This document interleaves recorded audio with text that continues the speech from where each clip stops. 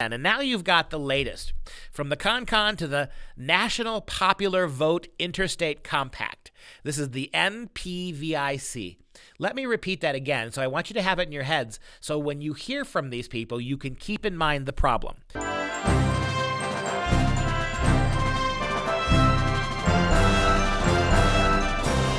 I'm Dr. Duke with the New American, and this is Constitution Corner.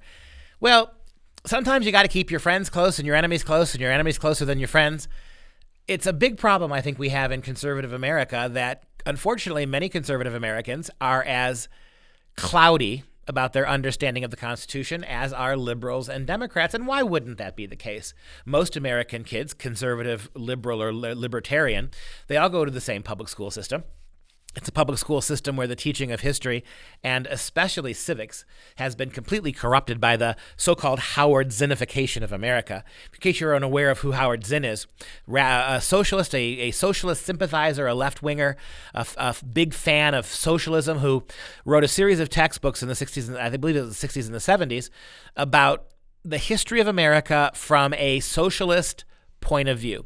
So it goes back, and it's really the origins in the public schools of this anti-American history, right? Rather than talking about the accomplishments and the exceptionality of America, talking about its uniqueness among all the other nations of the world when it was founded, it starts from the socialist premise that from the very beginning, capitalism, free markets, independence from the mother country, England, that our society and our mores and our values and our laws were inherently wicked and racist and prejudiced and sexist and bigoted and homophobic.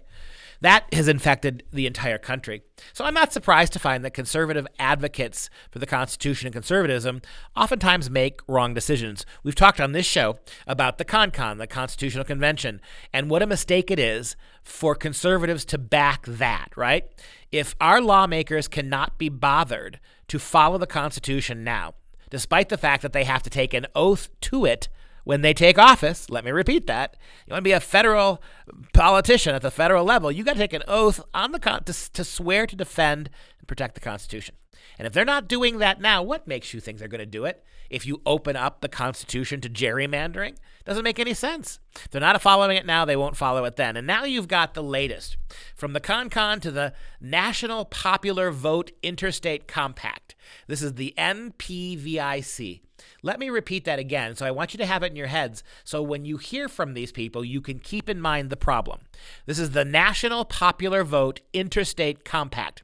And what they're telling you is now we need to change the way we tally votes. They say that they don't want to get rid of the Electoral College, but they do want, as conservatives, to sign on to a pact that would force states to turn over all their electoral votes to whomever wins the popular vote. So yes, more than likely that Hillary Clinton and Al Gore would have been president. Now this sounds ridiculous. And one of the pieces of shtick from one of the leaders of this organization, the NPVIC, is, we've got a hard sell here. We've got a hard time selling this to the American conservative population because they immediately jump to the conclusion, which is a logical conclusion, that this is going to benefit liberals, not conservative. This is going to benefit Los Angeles and Chicago and New York City over rural America. Their argument is squishy and vague. What they're basically saying is that right now we elect president not on the basis of popular vote and not even on the Electoral College, they say.